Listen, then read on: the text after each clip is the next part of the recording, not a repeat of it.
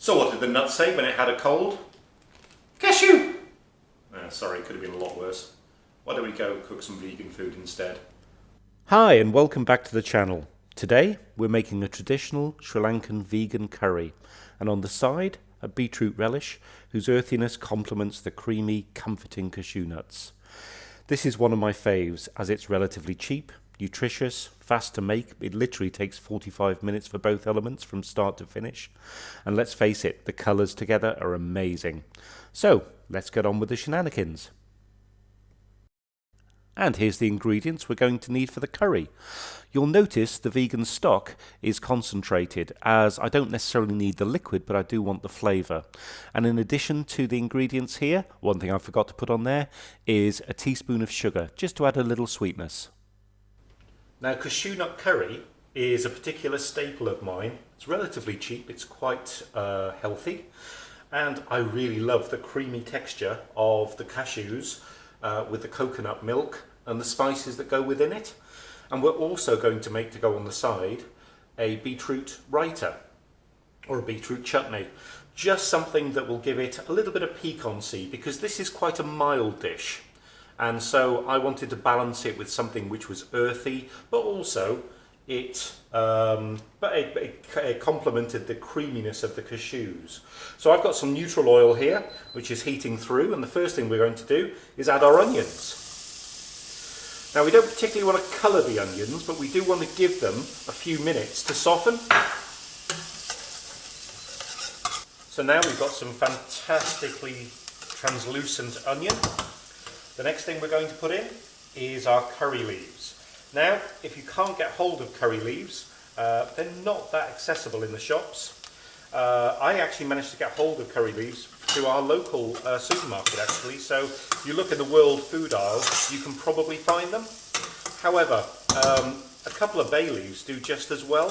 And I have used this recipe with bay leaves when I've not had curry leaves, and it really does taste very, very similar. But now I'm going to fry off the bay leaves for a few minutes to start infusing the oil with that kind of, mild curry flavour that the leaves give it. But it's been a few minutes and we've started to get that heady fragrance from the leaves themselves. So it's time to add the rest of the spices. I've got here kind of half a teaspoon of sugar, and in goes the cayenne, the turmeric, and the mild curry powder. Now, traditionally, as this is a Sri Lankan curry, you would actually use Sri Lankan curry powder, but that is notoriously difficult to get hold of. Although I may stick a link to a recipe down below. And what we're going to do is gently start to fry those off without burning them. We don't want burnt spices. Next, in goes the cashews. And this is now going to coat the cashews in those slowly toasting spices.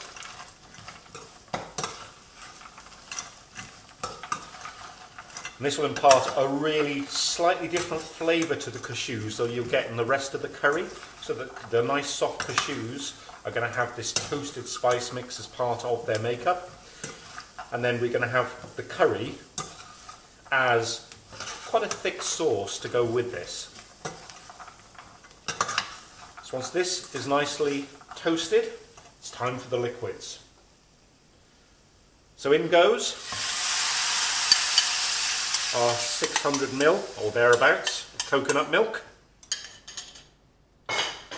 and our concentrated vegan bouillon.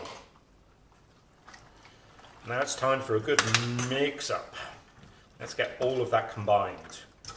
Now you'll notice I've not added salt yet, and we're going to add salt towards the end, because if you are using particular types of bouillon, some of them contain different salt levels. So I want to make sure that towards the end, when this is all combined and beautiful, that we taste it and we add to suit. Sometimes I've used, for example, I have used chicken stock in this before now, and it's certainly not required any extra salt. And to be honest, apart from the peas, that's it. We're now going to let this bubble away. I'm going to cover it, and we're going to let it bubble away for maybe 30 minutes. Now, traditionally in Sri Lanka, they would actually soak the cashew nuts beforehand, probably for 24 hours. And I have tried soaking and then making the same curry without them being soaked. And I've found that there's absolutely no difference in texture or taste. So I've chosen not to soak these particular cashew nuts, but traditionally they would do. So we're going to let this heat up. We're going to let it bubble away for 30 minutes. We're going to give it a taste. Then I'm also going to check the consistency to make sure it's as thick as I want it. I quite like thick curries, but if you fancy yours a bit thinner, that's up to you. And the last thing to go in will be the peas when they're ready, because let's face it, they're going to take seconds. So let's give it time for the flavours to get to know each other.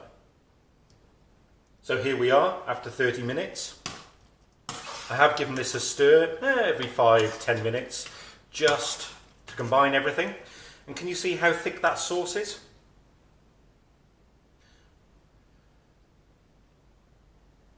When you coat the back of a spoon, like a really good thick gravy, it stays like that, and that's the way I like my sauce. Let me just taste it for salt. That really tastes amazing. What we've got is all of those curry spices have blended together with the coconut milk, and we've got a really creamy but fragrant curry. Now this doesn't need any more salt. The bouillon that I used was obviously enough salt, but this would be the point where you could add a little bit more if you need to. So our final thing is our frozen peas. Now, traditionally in Sri Lanka, some areas use peas, others don't. I like to use the peas because they give a nice kind of green counterpoint to this almost ochre yellow curry. Some areas use a few peas. I tend to have mine fairly pea forward, if you know what I mean. I quite like peas in mine. So I'm literally going to combine this. The frozen peas will literally take minutes to cook down. And as far as I'm concerned, that's part one of the dish done. So I'm just going to let that cook for a further couple of minutes. I'm going to take it off the heat, and then we'll start stage two, which is going to be a slightly fiery beetroot chutney. It's relish time. Do, do, do, do. Do, do, don't sue me, Hammer. So, you might have noticed I've changed. And the reason being, I'm going to be dealing with beetroot, and I'm quite fond of this t-shirt, so I do not want beetroot stains anywhere near me. So our first step on this particular chutney is to do a bit of cutting. I've actually put together and I've boiled a couple of beetroots and peeled them. And what I'm going to do that's slightly different to some of the recipes is I'm actually going to roast them. So these are only just about boiled. I'm going to put them into a roasting tray with some oil. I've got 4 beetroot here, so that's around about 500 grams beetroot, maybe a bit less. So I'm going to continue chopping these up, add a little bit of oil and salt, and pop them in a hot oven, which is around about 190 degrees C, which is about 370 Fahrenheit, for about 20-25 minutes. These are partially cooked already. I just want them nice and a little bit of caramelization, which is going to add to the flavour of the chutney.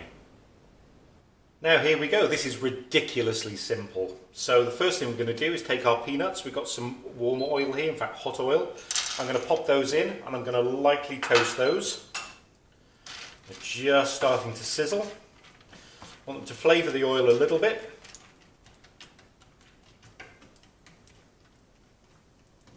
Keep these moving, we don't want them to burn. I'm just going to turn that down a sec. Oh, I can start to smell that toasted peanut smell. In which case it must be time for the curry leaves. Let's let those fry off. And you can start to hear them popping.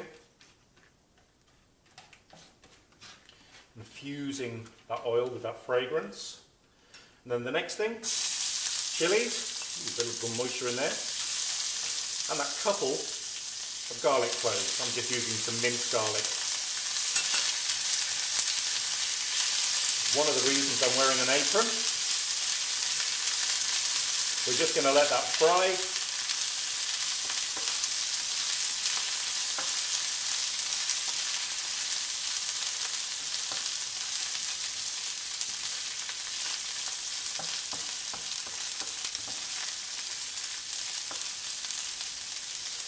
And now that's complete, we're just going to take that out of the pan and we're going to leave to one side just to cool down.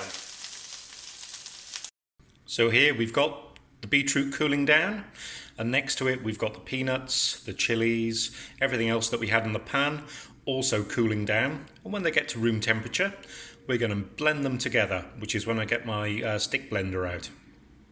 So here we are with our cooled mixtures, the beetroot and the peanut and chili. And we're going to give these a good blend now.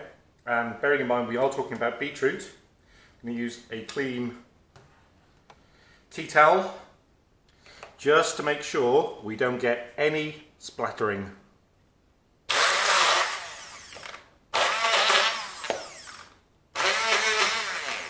Don't worry, I'm not going to put you through all of it.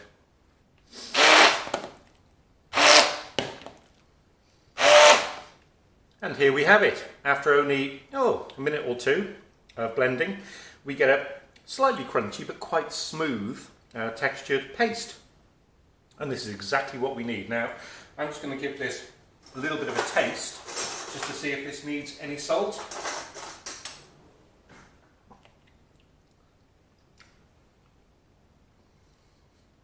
That's good.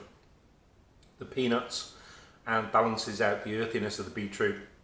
There's a little bit of spice in the background, which is what we need with this creamy curry. This is great. Tell you what it does need. It does need a little bit of lemon juice. So quick squeeze there.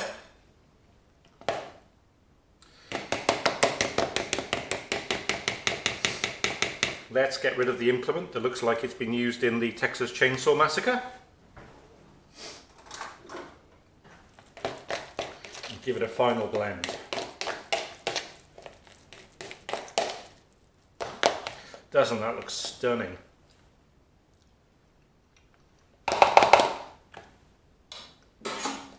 And that lemon juice really has lifted the beetroot. It's calmed the beetroot flavour down.